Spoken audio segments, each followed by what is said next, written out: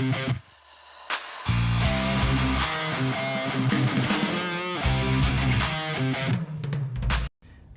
everyone, today I'm in the PC World studio and joining me today is Gordon Ma-Ung. Like his stuff, go find the PC World channel, like, subscribe and smash that broken Liberty Bell. Today's topic is I want to ask Gordon about consumer AI. Do we need it or is it already here? If you need a RISC-V core for your solution, head on over to Sci5. They've got a wide range of vector and performance cores for your solution. This is so big, Sci5 is one of the players that helps develop the standards for the RISC-V architecture. It's so big, even Intel has skin in this game. Some of the leading AI companies are using Sci5's cores in their next generation products because they want something that's different to what's out on the market, slightly customized for their use case, and something with enough performance to drive home their solution. So if you're interested, head on over to sci5.com today. Gordon. I would argue it's here, and I will argue it has been a long journey to where consumer AI is actually kind of making a sense. Now, I'm going to bring up some historical information. When originally the Skylake X came up, when was that? I don't remember. 94, 95? It was five years ago. 2015. 2015. It was quite a while ago. Intel was like, oh yeah, look, AVX 512, it's going to apply to AI, and it's like, no, it never showed up. Those were some fun presentations because they were saying this is the new future of vector computing and we're going to have it on so much software, and then 5 years later they could show 12 apps that used it and 7 of those apps were actually using a different accelerator they'd added in the meantime, or the GPU. So yeah, I'm quite bullish on this. I'm split because the thing is, now the reason I have this disagreement with Ian is I like to use Topaz products. Topaz, of course, has been pushed again as like, best case use scenario for AI and consumer workloads. You know, for AI, image upscaling, video upscaling, all kinds of really cool stuff. And it works really well, and I love what you can do with it. Ian would argue those are not what consumers do. Yeah. So everybody is very familiar with artificial intelligence when it comes to the smartphone, right? We all have a smartphone. We know that the camera processing that uses AI, machine learning to do things like image segmentation and enhancement, or maybe you're using a variety of filters on your Instagram or your Snapchat or whatever the kids are into these days.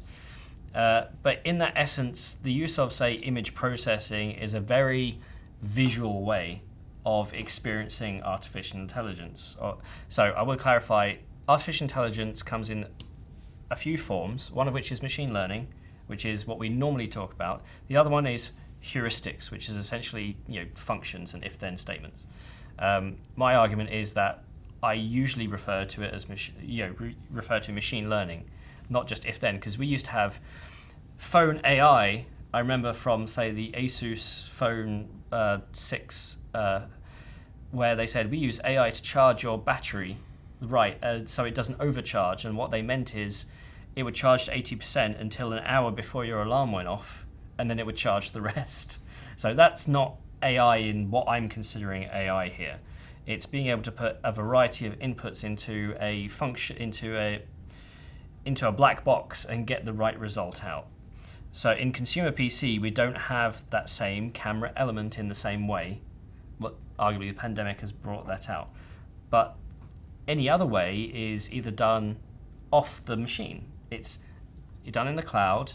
Okay, Microsoft has developed some fancy machine learning tools to do with, say, image labeling and image search, but you have to make sure you have the right app and you've signed into the App Store, which I still haven't done, however many years it's been on.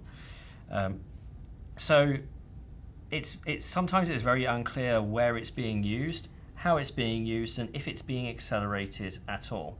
So this is my argument, kind of before we started filming here with Gordon, is the use cases we see with machine learning and AI today in the modern PC, whether that's a laptop, whether that's a desktop, you can split them between consumer and prosumer. So people who casually do it and people who use it to make money. And I'd argue that pretty much every use case so far is on the prosumer side, and there's still very few. Topaz being the example you love to bring up.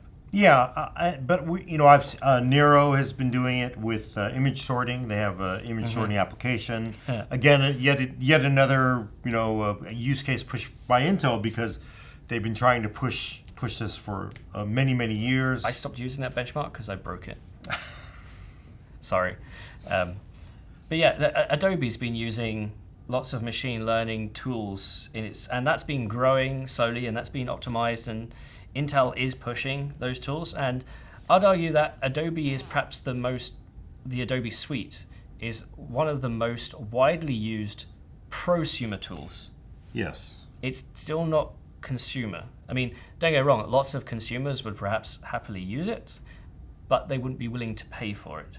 Right, but the thing about Adobe is they start high, it gets pushed down. You'll get it into Photoshop Elements, Premiere Elements. You get those applications for $65 on sale during Black Friday, and that's arguably a consumer workload once they filter some of those functions down there. Is that what transfers it to consumer when it's the cost of a video game? Well, I would definitely, I would say that's definitely more consumer-ish. Although I think Adobe's great big shiny buildings and the money they make and the attention they command from Apple, Intel, and AMD mean they actually they're pretty big. Even they're bigger than we expect. But I also think I don't think we're there yet, but it feels like we're finally on that cusp, because I could see. How about in Word? How about in Excel? Why in the world am I writing these sentences without way more intelligent algorithms advising me, right? I mean, a lot of it's pretty dumb. I know one of our peers who uses OpenAI to improve the readability of what he writes. So he'll put what he writes into it, and it will suggest ways in order to make his work more accessible. Again, prosumer workload, and that AI workload is done in the cloud. It's not done on the machine.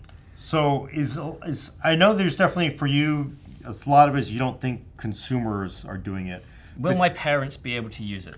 Well, here's the thing, though. Is the other thing that I'm kind of seeing that little bit of tension here. So if it's cloud-based, consumers using it all day because on their phone, they take a picture on their phone, it uploads it to Google. It does Amazon with recommendation engines, Facebook, Twitter. All of that is machine learning. So we are definitely experiencing machine learning on the cloud every day on a server. So why not bring that to client? Why not bring that to consumers? I'm saying the use cases for consumers aren't necessarily on the device. If I'm searching the Amazon store, then none of that work's going to be done locally, because then I'd have to download a database of items.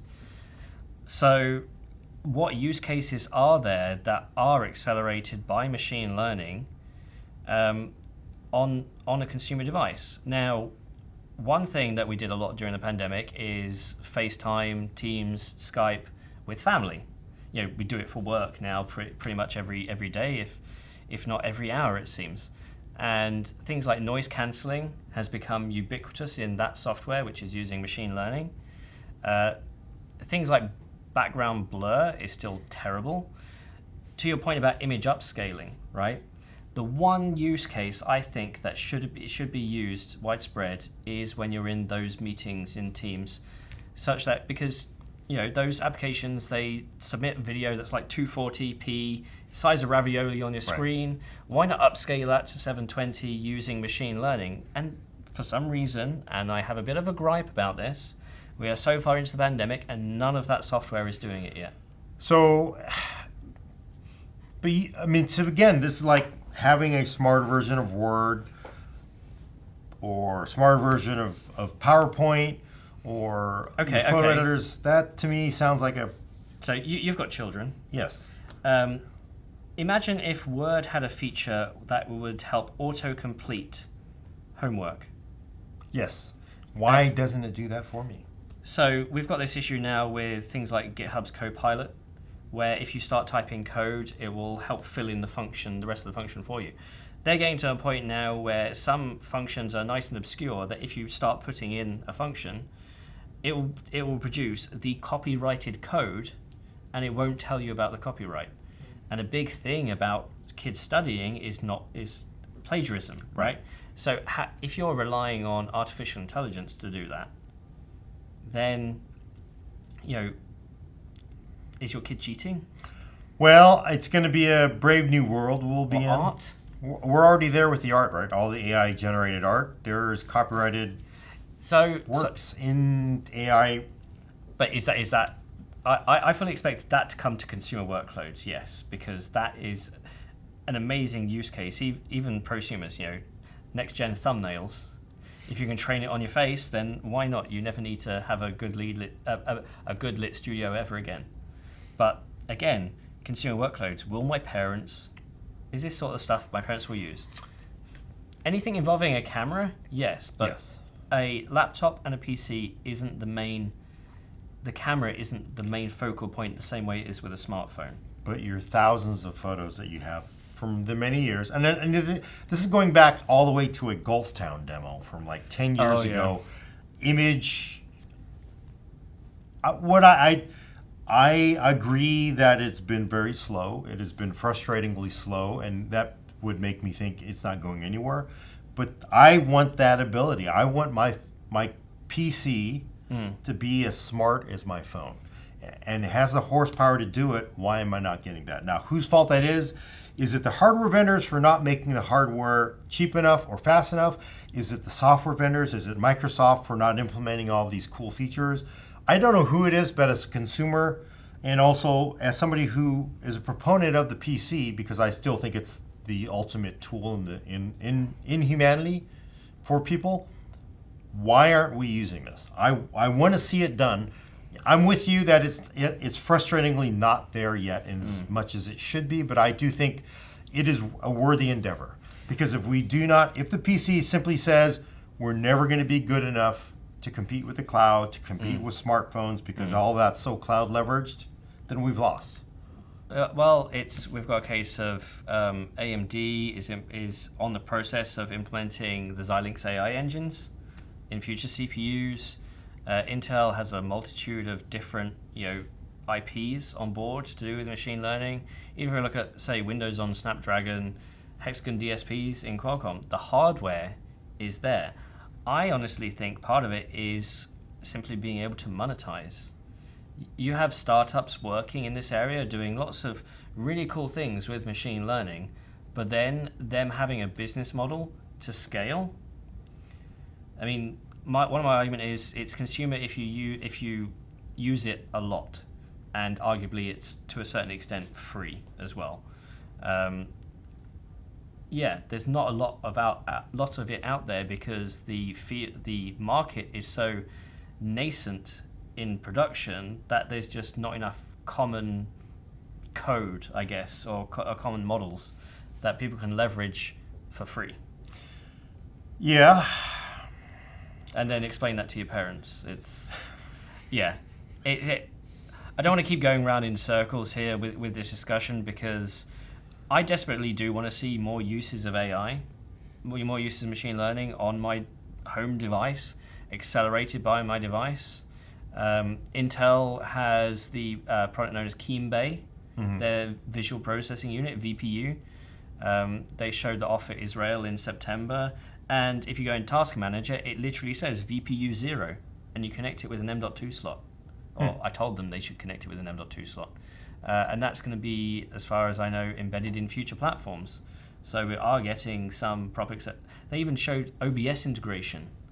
That's more prosumer, but streamers? Imagine if you could do post-processing effects on your stream, like human segmentation. It kind of already has it now, but it's quite bad. Right, and it's only going to get better, so...